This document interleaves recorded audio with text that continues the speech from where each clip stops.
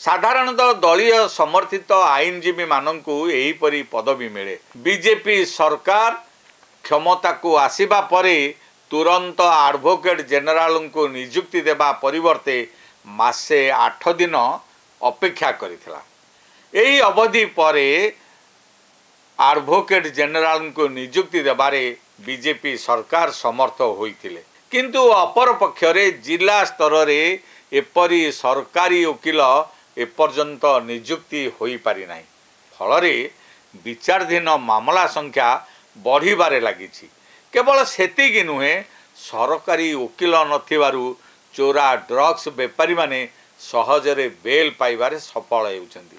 अपर पक्षरे BJP नेता जगन्नाथ प्रधान मध्य सरकारी वकीलंक अभावरु bell पाइबारे विलंब होइतिला, किंतु राज्य प्रति चिंता न करी आईन मंत्री निज पुअर क्यारियर प्रति अधिक चिंतित रही एपरी एक पदक्षेप नेउथिबा आईनजीवी महल रे चर्चा हेउछि।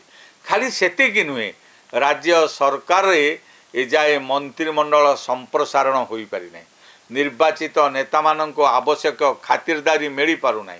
एपरिकी जेउ माने दल को निर्वाचन जितिबारे उल्लेखनीय कार्य करिथिले सेमाननको भी थैथान करा जाय नै।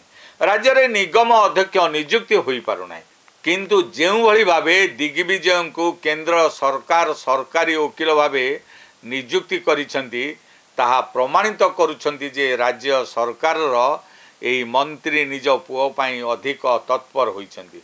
तांको पाई केंद्र सरकार रे निजर चाप प्रयोग करिसंती बोली आलोचना हेउछि।